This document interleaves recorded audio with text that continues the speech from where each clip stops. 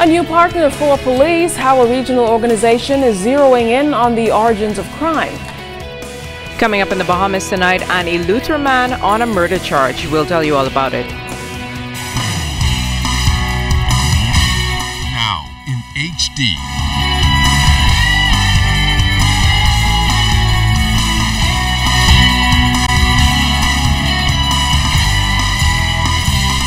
ZNS Network presents The Bahamas Tonight. This portion of the news brought to you by BTC Every Day. Good night, everyone. I'm Keishla Adderley. And I'm Andrew Knowles. Thanks for joining us on the Bahamas Tonight. Well, topping the news tonight, Prime Minister Perry Christie has been successful in his mission to link the best of the Big Yard and the Big Apple in the agriculture and marine sector, attracting some of the world's wealthiest investors to take a look at the Bahamas Agriculture and Marine Resources Institute, BAIC, in Andros. The Prime Minister has been in New York since yesterday, courting investors, many of whom have a relationship with Andros. And as Clint Watson tells us tonight, he is seeking to turn the frequent visitors into the facilitators of research in the Bahamas. Call it mission accomplished. Prime Minister the Right Honorable Perry Christie and his delegation set out to secure financing for the Bahamas Agriculture and Marine Science Institute, and from all indications, that was achieved. Prior to meeting with the room of wealthy investors, the Prime Minister met with the government's strategic partner for training and research, the University of Miami. Following that meeting, to further solidify the partnership, both sides met in a luncheon to convince a group of prestigious fly fishermen that a unique opportunity awaits them to invest in a billion-dollar industry worldwide that they helped to create. The nation's leader wasted no time outlining his mission in identifying funding to help Andros engage in sustainable development and at the same time protect what is the envy of the environmental world over, and what many of these investors have come to enjoy. I see the school being able to create a wonderful, wonderful regime where everyone's educated on the importance of preserving the stock we have.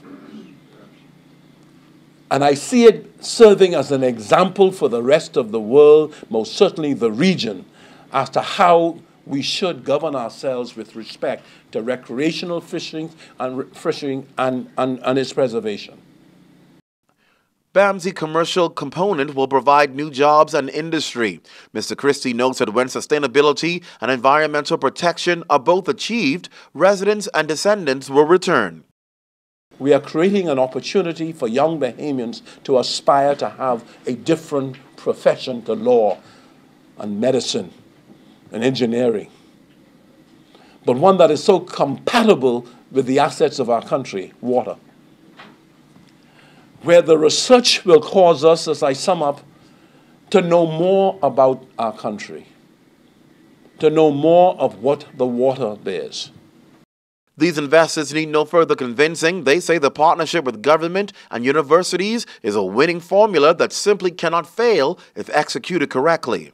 A number of people, certainly in this room, go there many times every year for fishing, for bird watching, for all kinds of things. I think it's only just beginning, though. It could be a wonderful resource for the country. Well, this room is filled with some of the most influential businessmen in America and the world. They are fired up with the ideas of the Prime Minister. He's singing their tune in the context of sustainability. And with investors eager to participate in the program, Prime Minister Christie suggesting that the money can be either filtered through the University of Miami or through a special foundation set up by the government. In New York City, Clint Watson, ZNS Network News. The Department of Public Health says 4 new cases of the chikungunya virus have been confirmed in the Bahamas. In a statement released late today, the department said more than 50 persons have been tested, resulting in 30 negative tests and 4 positive tests, while 30 are pending. These new cases follow the first confirmed case detected a week and a half ago. A visitor from the Dominican Republic tested positive just after arriving in the Bahamas late June. Now, the health department says heightened surveillance activities continue in order order to control the spread of the disease. Chikungunya is spread by the bite of an infected Aedes aegypti mosquito. There's no direct person-to-person transmission. Symptoms include high fever, joint pain, especially in the hands and feet, headache, muscle pain, rash, nausea, and vomiting. You can avoid mosquito bites by emptying water containers around your home, wearing long-sleeved clothing, and applying insect repellent. In other news, security guards at Her Majesty's prisons had to spring into action today to capture a prisoner who made an escape attempt today. National Security Minister Dr. Bernard Nottage confirmed to ZNS News that an accused who was being held on remand was able to escape the compound but was captured a short time later. Now an investigation is being carried out into how the escapee was able to breach security. The Royal Bahamas Police Force has a new partner in crime prevention. The Pan American Development Association, is teaming up with the police force to launch a multi-year initiative designed to reduce violent crime and bolster crime prevention efforts in the Bahamas and region-wide. The program involves training stakeholders throughout the community to provide them with the tools to make an impact on young people in the country. We get that story tonight from Jared Higgs. The Pan American Development Foundation has gotten a grant in which to put certain programs in place here in the Bahamas, and our primary focus is in dealing with youth violence and crime prevention initiatives. With increased crime and violence among youth in the region, this program is also being implemented in Guyana and Trinidad and Tobago. Here, organizers will partner with urban renewal centers in New Providence and Grand Bahama. Coordinator Dr. Novia Carter. A lot of young people feel not connected to parents, to schools, communities, to churches. And so that's why we're so excited about our program, is because we're training police officers, we're training defense force officers, guidance counselors, religious persons. This workshop is not the first of its kind. The Inter-American Development Bank partnered with the Bahamas government to host a similar workshop earlier this year.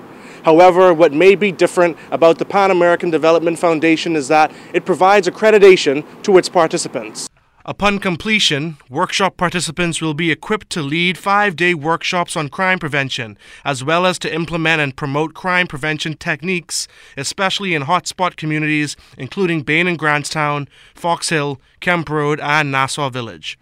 Dr. Carter was asked what kinds of initiatives the international organization recommends. Every urban renewal center will be responsible for developing their own community action plan. This is exciting for me because rather than us letting somebody else come into our country and say this needs to work in this community, we're allowing the officers that are in the trenches, who work in these communities, who know the children, who know the needs, to come up with specific programs. The 5-day workshop, which opened today, will come to a close on July 18th. Jared Higgs, ZNS Network News. From the courts tonight, the charge is murder, and a Lutheran man appeared in the magistrate's court today, almost 2 weeks after he allegedly stabbed a man to death. Our Jimenita Swain was in court this afternoon for the arraignment. 22-year-old Rex Raming made his first appearance in the South Street Magistrate Court Monday. The Palmetto Point Lutheran resident in the Platts and Beige pullover allegedly, intentionally and unlawfully caused the death of 18-year-old Hayward Antonio Thompson, also of Palmetto Point. The teen was stabbed to death on July 6 at T.W. Alley and Culmer Street in North Palmetto Point. His body was found in an unfinished building. Now, Raming was on the run from police shortly after the incident happened. In court, attorney Lennox Colby represented Raming, who appeared before Chief Magistrate Joyanne Ferguson Pratt. She told him that he was not required to enter a plea to the charge. The matter is expected to proceed by way of a voluntary bill of indictment. Raming will return to court on September 8th at noon. Until that time, he will be remanded at Her Majesty's Prison. Jimenita Swain, ZNS Network News. A 21-year-old man who says he was assisting police with their investigation was charged today in court with 3 counts of attempted murder. Rudolph Roberts in the white shirt of McKinney Drive appeared before Chief Magistrate Joyanne Ferguson Pratt. She informed him he was accused of attempting to murder Emil Sweeting, Roland Cunningham, and Cordero McDonald on July 10th. That shooting incident unfolded downtown during the Junkanoo rush hour marking the country's 41st independence. Roberts was not required to enter a plea to the charges, bail was not granted, and he was remanded to Her Majesty's prisons. He will return to court on September 23rd at noon for service of a voluntary bill of indictment that bypasses the preliminary inquiry and moves the matter to trial. The new BAIC building in the industrial park is setting the standard for government buildings of the future. We've got the details, so stay tuned.